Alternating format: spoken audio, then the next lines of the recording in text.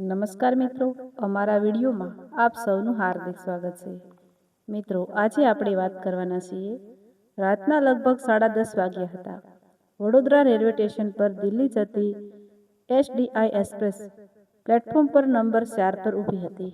Station પર મુસાફરોની ભીડ હતી. કોઈ પોતાના પરિવારને વિદાય આપી રહ્યું હતું, કોઈ બાળકોને સમજાવી રહ્યું હતું, તો કોઈ હાથમાં સા લઈને ટ્રેન છોડવાની રાહ જોઈ રહ્યું હતું. પરંતુ આ બધાની વચ્ચે એક માણસ પ્લેટફોર્મના એક ખૂણામાં શાંતિથી ઊભો હતો. તેનું નામ હતું આરવ મહેતા. ઉંમર લગભગ 32 વર્ષ, મોંઘા કપડાં, હાથમાં નાની ટ્રાવેલ બેગ અને ચહેરા પર એવી થાકેલી શાંતિ, જાણે વર્ષોથી ઊંઘ્યો જ ન હોય.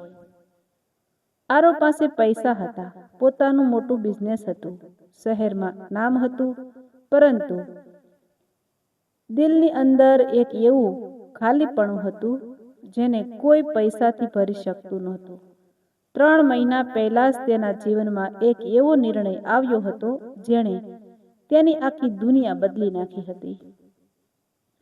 તેની પત્ની નૈના સાથે તેના છૂટાછેડા થઈ ગયા હતા. 5 વર્ષનું લગ્ન જીવન કોર્ટના એક કાગળ પર પૂરું થઈ ગયું હતું.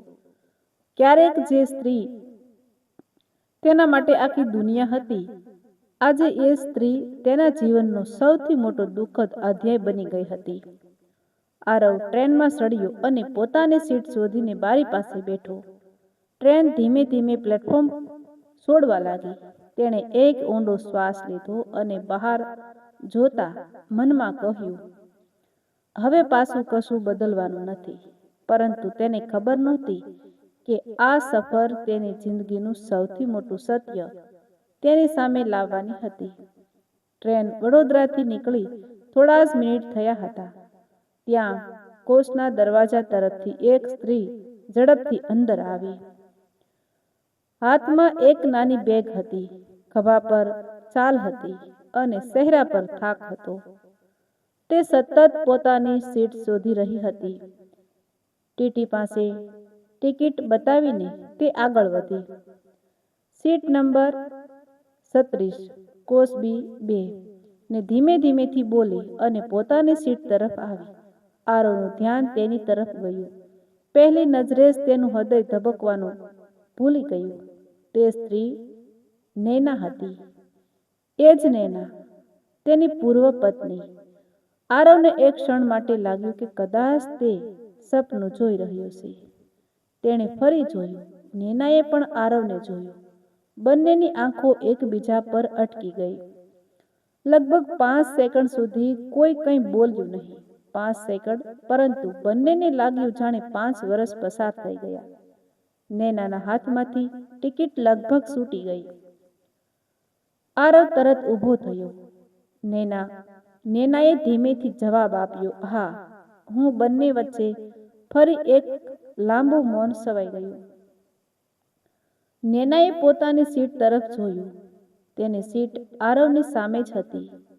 નૈનાએ ધીમેથી બેગ નીચે મૂકી અને બેઠી ગઈ. આરવ બારીની બહાર જોવા લાગ્યો. નૈના પણ બીજી બાજુ જોઈ રહી હતી. થોડા સમય પહેલા સુધી જે બંને એક જ ઘરમાં રહેતા હતા, એક જ ટેબલ પર ભોજન કરતા હતા, એકબીજાની ખુશી અને દુઃખ જાણતા હતા, આજે એ જ બંને એક ટ્રેનની સામસામેની સીટ પર અજાણ્યા માણસોની જેમ બેઠા હતા. ટ્રેનની ઝડપ વધી રહી હતી. બહાર અંધારું હતું. અંદર કોચમાં કેટલાક મુસાફરો ઊંઘવાની તૈયારી કરી રહ્યા હતા. કોઈ મોબાઈલમાં ફિલ્મ જોઈ રહ્યું હતું, કોઈ ધીમા અવાજે વાત કરી રહ્યું હતું. પરંતુ આરવ અને નૈના માટે જાણે આખો કોચ શાંત થઈ ગયો હતો. આખરે નૈનાએ ધીમેથી પૂછ્યું, તમે દિલ્હી જઈ રહ્યા છો? આરવે ટૂંકો ઉત્તર આપ્યો, હા. કામ માટે? હા. પછી ફરી મૌન. થોડા સમય પછી આરવે પૂછ્યું, અને તમે? નૈનાએ બારી તરફ જોઈને કહ્યું, મમ્મી પાસે જઈ રહી છું. આરવ કંઈ બોલ્યો નહીં. તેને યાદ આવ્યું કે છૂટાછેડા પછી નેના પોતાની માતા પાસે જતી રહી હતી. તે દિવસે કોર્ટની બહાર નેનાએ માત્ર એટલું કહ્યું હતું, આપણે બંનેએ એકબીજાને ગુમાવ્યા નથી આરવ, આપણે માત્ર આપણું સત્ય ગુમાવ્યું છે. ત્યારે આરવે તેનો અર્થ સમજ્યો નહોતો. આજે એ જ શબ્દો તેના કાનમાં ગૂંજી રહ્યા હતા. અચાનક ટ્રેન એક ઝટકાથી હસમસી. નેનાની બેગ નીચે પડી ગઈ. આરવે તરત બેગ ઉઠાવી. બેગમાંથી કેટલીક દવાઓ બહાર આવી હતી. આરવે દવાઓ જોઈને પૂછ્યું, તમારી તબિયત ખરાબ છે? નેનાએ દવાઓ પાછી બેગમાં મૂકી અને કહ્યું, મારી નહીં તો મમ્મીની. આરવ થોડો ચિંતિત થયો. શું થયું છે? નેનાએ થોડા સમય સુધી મૌન ખોલ્યું અને પછી કહ્યું, તેમની કિડનીની સારવાર ચાલી રહી છે. આરવ ચોંકી ગયો. તમે મને ક્યારેય કહ્યું તો નહોતું? નેના હળવું સ્મિત કરીને બોલી, હવે કહેવાનું શું હતું? આ એક વાક્ય આરવના હૃદયમાં સીધું વાગ્યું, કારણ કે આજ તો તેમની આખી કહાની હતી. બંને પાસે કહેવા માટે ઘણું હતું, પરંતુ કોઈએ સમયસર કહ્યું નહોતું. 5 વર્ષ પહેલા જ્યારે તેમનું લગ્ન થયું ત્યારે બંને એકબીજાને ખૂબ પ્રેમ કરતા હતા. આરવ એક સામાન્ય પરિવારમાંથી આવ્યો હતો, પરંતુ પોતાની મહેનતથી બિઝનેસ ઊભો કર્યો હતો. નેના શિક્ષિકા હતી. બંનેનું જીવન સામાન્ય હતું, પરંતુ ખૂબ ખુશ હતું. લગ્નના પ્રથમ 2 વર્ષમાં તેઓએ ઘણી નાની નાની ખુશીઓ સાથે જીવી હતી. વરસાદમાં ભીંજાવું, રસ્તા પર ચા પીવી, રવિવારે મોડું ઉઠવું, એકબીજાને નાની ભેટ આપવી, બધું સુંદર હતું. પરંતુ ત્રીજા વર્ષથી સમસ્યાઓ શરૂ થઈ. આરવનો બિઝનેસ વધી રહ્યો હતો અને તેની વ્યવસ્થા પણ વધી રહી હતી. નેનાને લાગતું કે આરવ હવે તેને સમય આપતો નથી. આરવને લાગતું કે નેના તેની પરિસ્થિતિ સમજતી નથી. વાતો ચર્ચામાંથી ઝઘડામાં અને ઝઘડા આરોપમાં બદલાઈ ગયા. એક દિવસ નેનાએ કહ્યું હતું, મને પૈસા નથી જોઈએ આરવ, મને તારો સમય જોઈએ છે. આરવે ગુસ્સામાં જવાબ આપ્યો હતો, સમયથી ઘર નથી ચાલતું. નૈના રડી પડી હતી. એ દિવસ પછી બંને વચ્ચે કંઈક તૂટી ગયું હતું, પરંતુ સત્ય એ હતું કે બંનેમાંથી કોઈ ખરાબ નહોતું. બંને માત્ર પોતાની રીતે દુઃખી હતા. પછી એક દિવસ નેનાને એક મેસેજ મળ્યો.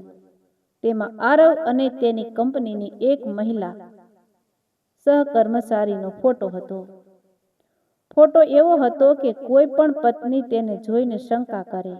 નેનાએ આરવને પૂછ્યું. આરવે કહ્યું, આ માત્ર બિઝનેસ મીટિંગ હતી. પરંતુ ગુસ્સામાં નેનાએ તેની વાત માનવાની ના પાડી. તે સમયે નેનાની સખી મીરાએ પણ કહ્યું હતું, તું હવે પણ એની ઉપર વિશ્વાસ કરે છે? શંકા વધતી ગઈ.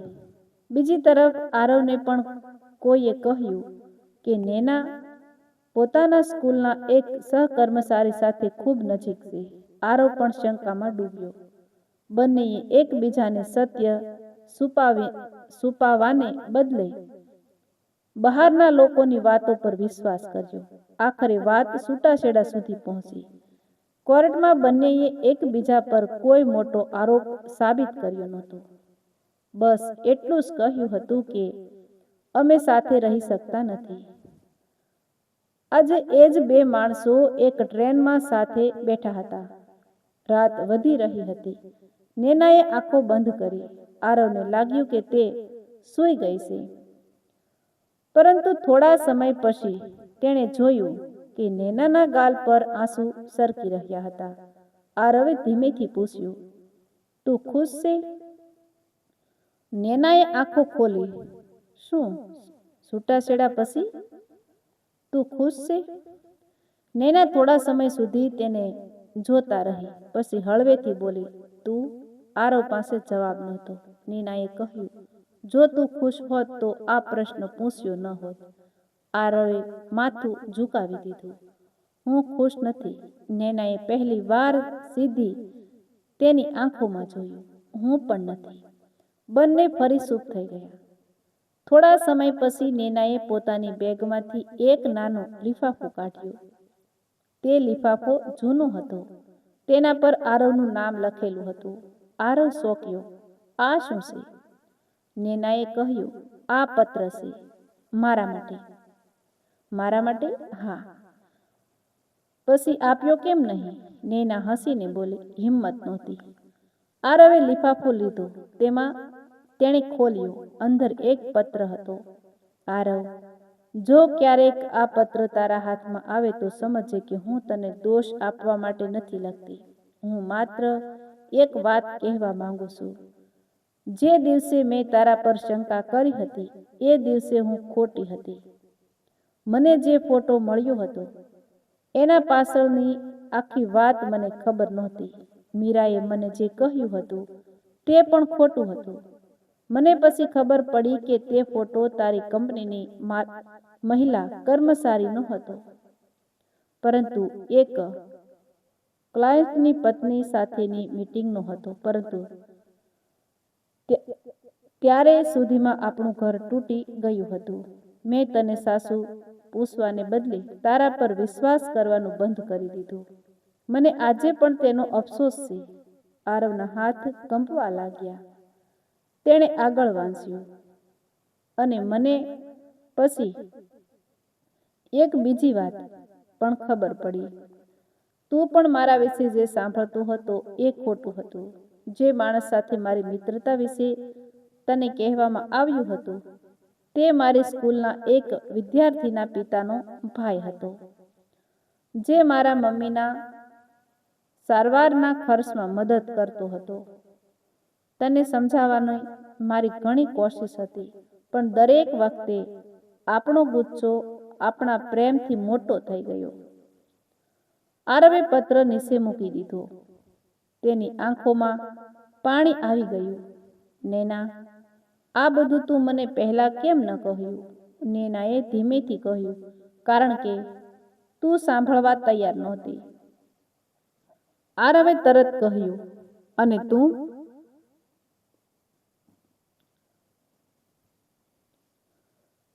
સમજાવવા તૈયાર નહોતી. બંને એકબીજાને જોઈ રહ્યા હતા. એક ક્ષણે તેમને સમજાયું કે તેમનો સંબંધ કોઈ ત્રીજા માણસે તોડ્યો નહોતો. તેમણે પોતે જ શંકા, અહંકાર અને મૌનથી તેને તોડી નાખ્યો હતો. રાત્રિના લગભગ 2 વાગ્યા હતા. ટ્રેન એક નાના સ્ટેશન પર થોડીવાર માટે ઊભી રહી. નૈના ઊંઘમાં હતી, પરંતુ અચાનક તેનો ફોન વાગ્યો. નૈનાએ ફોન ઉઠાવ્યો. સામે તેની માતાના પાડોશી હતા. નૈના, તું ક્યાં પહોંચી? નૈનાએ કહ્યું, ટ્રેનમાં છું. સામેનો અવાજ ગભરાયેલો હતો. હોસ્પિટલમાં તરત આવજે. તારી મમ્મીની તબિયત અચાનક ખરાબ થઈ છે. નૈનાના ચહેરા પરથી રંગ ઉડી ગયો. શું થયું? ડોક્ટર કહે છે કે કિડનીનું ઓપરેશન તરત કરવું પડશે. નૈનાએ ફોન બંધ કર્યો અને રડી પડી. આરવે પૂછ્યું, દિલ્હીમાં કઈ હોસ્પિટલમાં લઈ જવાના છો? નૈનાએ હોસ્પિટલનું નામ કહ્યું. આરવે તરત પોતાનો ફોન કાઢ્યો અને કોઈને ફોન કર્યો. મારે દિલ્હીની સૌથી સારી નેફ્રોલોજી ટીમ સાથે હમણાં વાત કરવી છે. નૈનાએ તેને અટકાવ્યું. આરવ, નહીં, હવે તારી મદદ લેવી નથી. આરવે પહેલી વાર કડક અવાજમાં કહ્યું, આ મદદ નથી નૈના, આ મારી જવાબદારી છે. નૈના ચૂપ થઈ ગઈ. કઈ જવાબદારી? જે માણસે તારી સાથે જીવવાનું વચન આપ્યું હતું એ માણસ કદાચ પતિ તરીકે નિષ્ફળ ગયો હશે, પણ માણસ તરીકે હજુ મર્યો નથી. નૈનાની આંખોમાંથી આંસુ વહેવા લાગ્યા. આરવે પોતાની ઓળખાણથી દિલ્હીની હોસ્પિટલમાં વાત કરી. ડોક્ટરે કહ્યું કે દર્દીને પહોંચતા તપાસ કરીને જો જરૂર હોય તો ઓપરેશન કરી શકાય, પરંતુ ખર્ચ ઘણો હતો. નેના પાસે એટલા પૈસા નહોતા. આરવે કહ્યું, પૈસાની ચિંતા તમે ન કરો. નેનાએ કહ્યું, મારે તારા પૈસા નથી જોઈએ. આરવે શાંતિથી કહ્યું, આ પૈસા મારા નથી. આ એ ઘરના છે જે આપણે ક્યારેય બનાવ્યું જ નહીં. નેના કંઈ બોલી શકી નહીં. થોડા કલાક પછી ટ્રેન દિલ્હીની નજીક પહોંચી, પરંતુ સવારે એક નવી મુશ્કેલી આવી. ટ્રેનને સિગ્નલની સમસ્યાના કારણે લગભગ 1 કલાક બહાર રોકી દેવામાં આવી. નેના બેચેન થઈ ગઈ. આરવ સતત હોસ્પિટલ સાથે સંપર્કમાં હતો. આખરે ટ્રેન દિલ્હી પહોંચી. બંને અલગ અલગ દરવાજેથી ઉતરવા લાગ્યા. નેનાએ કહ્યું, આરવ, હવે તું જા, હું હોસ્પિટલ જઈશ. આરવે કહ્યું, હું પણ સાથે આવું છું. શા માટે?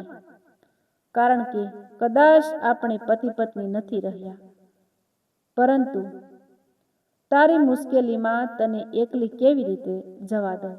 બંને હોસ્પિટલ પહોંચ્યા. નેનાની માતાની સ્થિતિ ગંભીર હતી. ડોક્ટરે તરત ઓપરેશનની તૈયારી શરૂ કરી. નેહા હોસ્પિટલના કોરિડોરમાં બેઠી રડી રહી હતી. આરવ થોડે દૂર ઊભો હતો. એક નર્સ આવી અને પૂછ્યું, તમે પતિ છો? આરવે થોડી ક્ષણ માટે નેના તરફ જોયું, પછી કહ્યું, હતા. નેનાએ આ શબ્દો સાંભળ્યો અને તેની આંખોમાં ફરી આંસુ આવી ગયા. ઓપરેશન શરૂ થયું.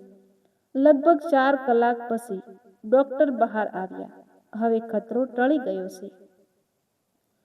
નેનાએ આંખો બંધ કરીને ભગવાનનો આભાર માન્યો. આરવ દિવાલ પાસે ઊભો રહ્યો. નેના તેની પાસે આવી અને ધીમેથી બોલી, આભાર. આરવે કહ્યું, આભાર નહીં, એક વાત કહેજે. શું? જો સમય પાછો મળે તો શું તું ફરી મારી સાથે લગ્ન કરશે?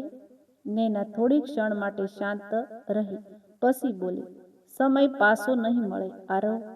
આરવનું માથું ઝૂકી ગયું. નેનાએ આગળ કહ્યું, પણ જો આપણને ફરી એક તક મળે તો આ વખતે આપણે એકબીજાને સાંભળવાનું શીખીશું. આરવે તેની આંખોમાં જોયું. એટલે નેનાએ કહ્યું, એટલે કે કદાચ છૂટાછેડાનો કાગળ આપણા સંબંધોનો અંત નહોતો. કદાચ તે આપણા અહંકારનો અંત હતો. બંનેની આંખોમાં આંસુ હતા, પરંતુ આ વખતે આંસુમાં દુઃખ કરતા આશા વધારે હતી. થોડા દિવસ પછી નેનાની માતાની તબિયત સુધરી. આરવ રોજ હોસ્પિટલ આવતો. નેના શરૂઆતમાં દૂર રહેતી, પરંતુ ધીમે ધીમે બંને વાત કરવા લાગ્યા. એક દિવસ નેનાએ પૂછ્યું, આરવ, તું ખરેખર ફરીથી બધું શરૂ કરવા માંગે છે? આરવે કહ્યું, હા, પરંતુ જૂની રીતે નહીં. તો કેવી રીતે? આ વખતે તું મારી પત્ની બનવા પહેલા મારી મિત્ર બનજે, અને હું તારો પતિ બનવા પહેલા તારો સંભાળનાર બનીશ. નેના હસીને બોલી, અને જો ફરી ઝઘડો થયો તો? આરવે કહ્યું, તો છૂટાછેડાની વાત કરતા પહેલા એકબીજાને એક દિવસનો સમય આપીશું. નેના હસી પડી. થોડા મહિનાઓ પછી બંને ફરી એક નાનકડા મંદિરમાં મળ્યા. કોઈ ભવ્ય લગ્ન નહોતા, કોઈ મોટી પાર્ટી નહોતી, ફક્ત બંને પરિવારના થોડા લોકો હતા. નેનાની માતાએ આરવના માથા પર હાથ રાખીને કહ્યું, બેટા, આ વખતે મારી દીકરીને ગુમાવતો નહીં. આરવે નેનાનો હાથ પકડીને કહ્યું, આ વખતે હું તેને ગુમાવવાનો પ્રશ્ન જ નહીં રહેવા દઉં. નેનાએ પણ કહ્યું, અને આ વખતે હું પણ સાંભળ્યા વગર કોઈ નિર્ણય નહીં લઉં. બંનેએ ફરીથી એકબીજાને સ્વીકાર્યા. લગ્ન પછી આરવે નેનાને તે જ ટ્રેનની ટિકિટ બતાવી જે તેણે વડોદરાથી દિલ્હી આવતી વખતે સાચવી રાખી હતી. નેના હસીને બોલી, આટલી જૂની ટિકિટ શા માટે રાખી? આરવે કહ્યું, કારણ કે આ ટિકિટે મને મારી પત્ની પાછી આપી. નૈનાએ કહ્યું, પણ આપણે તો ટ્રેનમાં ફરી મળ્યા હતા. આરવ બોલ્યો, ના નૈના, આપણે ટ્રેનમાં ફરી મળ્યા નહોતા. આપણે ટ્રેનમાં પહેલી વાર એકબીજાને સાસે ઓળખ્યા હતા. આ વાત સાંભળીને નૈનાની આંખોમાં આંસુ આવી ગયા. વર્ષો પછી જ્યારે બંને ફરી વડોદરા આવ્યા ત્યારે તેઓ એ જ રેલવે સ્ટેશન પર ઊભા રહ્યા જ્યાંથી તેમની બીજી સફર શરૂ થઈ હતી. આરવે નૈનાને કહ્યું, કેટલી અજબ વાત છે ને. કોર્ટમાં એમને બે અજાણ્યા લોકોની જેમ અલગ કરવામાં આવ્યા અને ટ્રેનમાં બે અજાણ્યા લોકોની જેમ ફરી મળ્યા. નૈના હળવેથી હસી અને બોલી, ક્યારેક ભગવાન આપણને ગુમાવેલી વસ્તુ પાછી આપતા પહેલા આપણને એની કિંમત સમજાવે છે. આરવે તેનો હાથ પકડી લીધો અને આપણને, નૈનાએ કહ્યું, આપણને કદાચ પ્રેમની કિંમત સમજાય.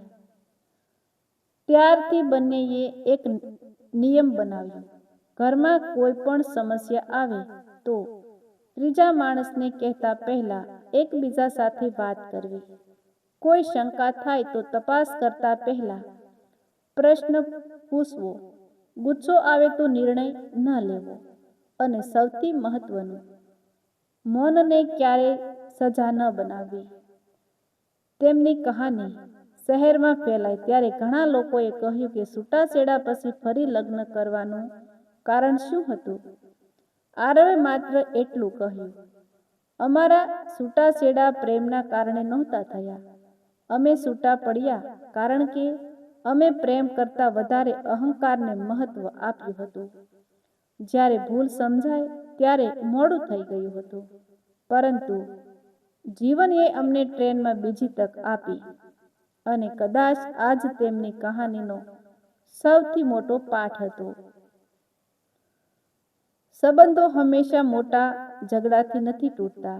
ઘણીવાર એક નાનું ખોટું સંભળાયેલું વાક્ય, એક અધૂરી વાત, એક શંકા, એક અહંકાર અને એક પછી વાત કરીશું આખું જીવન બદલી નાખે છે. જો આરવે રાત્રે નૈનાને અવગણીને પોતાની સીટ બદલી નાખી હોત તો નૈનાએ બેગ લઈને બીજા કોષમાં જવાનું નક્કી કર્યું હોત. જો બંનેએ વાત ન કરી હોત તો કદાચ તેમની કહાની કોર્ટના કાગળ પર જ પૂરી થઈ જાત. પરંતુ ક્યારેક જીવન આપણને એ જ જગ્યાએ પાછા લઈ જાય છે જ્યાં આપણને કંઈક ગુમાવ્યું હોય, જેથી આ વખતે આપણે એ જ વસ્તુને ઓળખી શકીએ. છૂટાછેડા પછી વડોદરાથી દિલ્હી જતી એ ટ્રેનમાં બે પૂર્વ પતિ પત્ની મળ્યા હતા. પરંતુ દિલ્હી પહોંચતા પહેલા તેઓ ફરી એકબીજાના જીવનસાથી બની ગયા હતા. કારણ કે આ વખતે તેમની વચ્ચે માત્ર પ્રેમ નહોતો, સમજણ હતી, વિશ્વાસ હતો અને સૌથી વધારે એકબીજાને સાંભળવાની તૈયારી હતી. અને તેઓ નૈનાએ આરવને એક જ વાત કહી હતી, આરવ, આપણા જીવનની સૌથી મોટી ભૂલ એ નહોતી કે આપણે છૂટાછેડા લીધા. સૌથી મોટી ભૂલ એ હતી કે આપણે એકબીજાને સમજ્યા વગર નિર્ણય લીધો. પરંતુ આપણી સૌથી મોટી જીત એ છે કે બીજી તક મળ્યા પછી આપણે આ ભૂલ ફરી નહીં કરીએ. આરવે તેની આંખોમાં જોઈને કહ્યું, કદાચ આ જ કારણે એ ટ્રેન વડોદરાથી દિલ્હી જઈ રહી હતી, પરંતુ આપણું જીવન પાછું એકબીજા તરફ જઈ રહ્યું હતું. અને બંને હાથમાં હાથ નાખીને સ્ટેશનની ભીડમાં આગળ વધ્યા. પાછળ ટ્રેન ઊભી હતી. લોકો પોતપોતાના રસ્તે જઈ રહ્યા હતા. પરંતુ એ બે લોકો માટે એક જૂની સફર પૂરી થઈ હતી અને એક નવી સફર શરૂ થઈ હતી. તો મિત્રો, આવા જ નવા વિડીયો જોવા માટે અમારી ચેનલ લાઇક, શેર અને સબસ્ક્રાઈબ જરૂર કરી દેજો.